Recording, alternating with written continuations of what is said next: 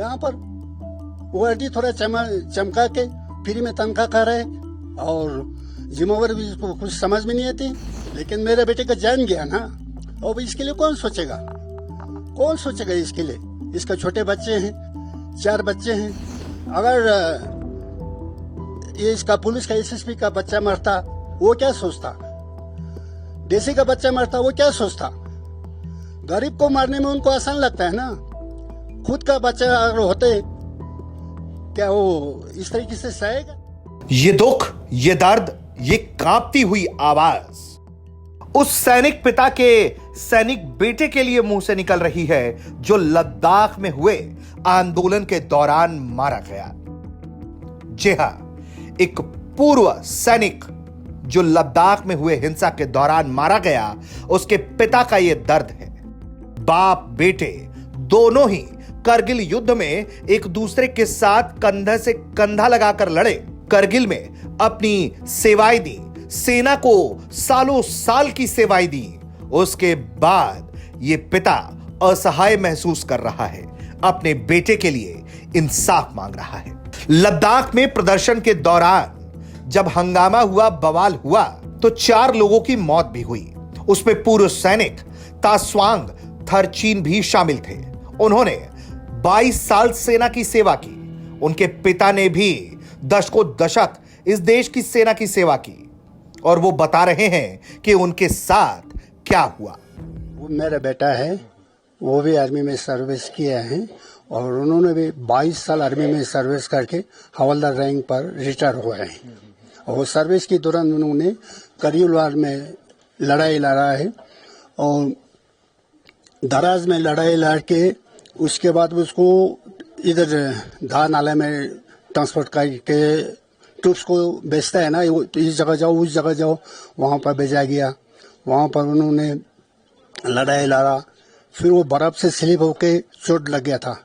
वहाँ से हेलीकॉप्टर से उसको लाया यहाँ 153 GS में, जनरल हॉस्पिटल में। जिस तरह से पूर्व सैनिक तास्वांग थरचीन को मारा गया है, उनके पिता पुलिस की कार्रवाई पर सवाल उठा रहे हैं। वो मांग कर रहे हैं कि उनके बेटे के साथ इंसाफ होना चाहिए। वो सवाल पूछ रहे हैं, क्या डीएम और एसपी के बेटे के साथ भी ऐसा हो सकता था? लेकिन एक आम आदमी को इंसाफ कौन देगा?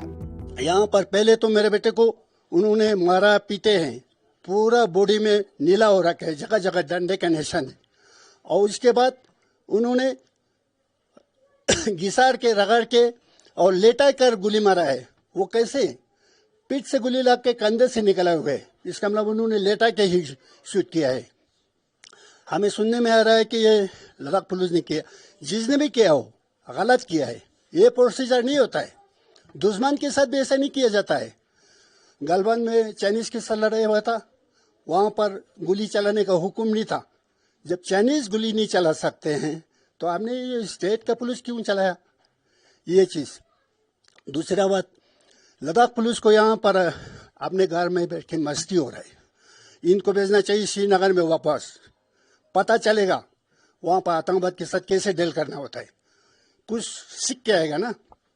यहाँ पर वर्दी थोड़ा चमका के फ्री में तनख्वाह खा रहे और जिम्मेवारी भी इसको कुछ समझ में नहीं आती। तास्वांग थरचीन ने कुल 22 साल सेना में गुजारे। 1996 से 2017 के बीच वह लद्दाख स्काउट्स के अंग रहे। उन्होंने 1993 में 3 इन्फेंट्री डिवीजन में कार्यरत अपने पिता स्टेंजिन नामग्याल के साथ करगिल की लड़ाई लड़ी और अब रिटायरमेंट के बाद लेह में दुकान चलाते थे। लेकिन लेह में हुए इस प्रोटेस्ट के दौरान उन्हें संदिग्ध तरीके से मारा गया, जिस पर उनके पिता सवाल खड़े कर रहे हैं और पूछ रहे हैं कि अब उनके परिवार की देखभाल कौन करेगा। मेरा बेटा गया तो लद्दाख के लिए गया, लेकिन मेरे बेटे का जान गया ना। अब इसके लिए कौन सोचेगा? कौन सोचेगा इसके लिए? इसका छोटे बच्चे हैं, 4 बच्चे हैं। बच्चे अभी पढ़ाई पूरा नहीं हुआ है। कुछ शिमला में पढ़ रहा है, कुछ उधर उत्तराखंड में पढ़ रहे हैं। अब उनको लाने कौन जाएगा? छोड़ने कौन जाएगा? और इनका लाना, अभी सीधा निकाल, उसका छोटी बेटी जो है उसको बुलाया। मेरा छोटा भाई लामा है देहरादून में, उनको भेजा मैंने लाने के लिए। यहाँ से कोई नहीं जा सकता था, कैसे जाएगा? तो ऐसे मुसीबत है। अब उन बच्चों को कौन देखभाल करेगा? ये चीज किसी को ना आए, किसी के ऊपर आए ना करें। अगर ये इसका पुलिस का एसएसपी का बच्चा मरता, वो क्या सोचता? डीसी का बच्चा मरता, वो क्या सोचता? गरीब को मारने में उनको आसान लगता है ना। खुद का बच्चा अगर होते, क्या वो इस तरीके से सहेगा? नहीं सह सकता है, हमें पता है। तो मैंने भी 32 साल सर्विस किया हूँ और हर मुश्किल जगह पर किया हूँ। गलीशर मैंने 4 वार किया है, जहाँ पर टफ, इंदिरा कोल के पास, जिस पर 5 मुल्क का बॉर्डर पड़ता है, India, China, Pakistan, Russia, Afghanistan, उन जगहों पर मैंने ड्यूटी किया हूँ और वहाँ मैंने 35 तक जाता है। और पीने के लिए पानी नहीं होते थे, बर्फ तोड़ के पिघल के हम खाना बना के अपना सेहत को ठीक रखता था। ऐसे ऐसे मुश्किल जगह पर मैंने किया हूँ। इनको क्या पता, साला घर से निकलता है, बाजार घूमता है, वापस जाता है, क्या है इनके पास? तो आप सरकार से क्या चाहते हैं? मैं एडमिनिस्ट्रेशन से ये चाहता हूँ जुडिशियल इंक्वायरी हो। इस काम के लिए जुडिशियल इंक्वायरी होना बहुत ज़रूरी है। और हमारी तो कौन सुनेंगे, आप लोग बता सकते हैं। और जो भी यहाँ के लीडर्स है, उनका काम है जुडिशियल इंक्वायरी करवाना, और होना भी ज़रूरी है।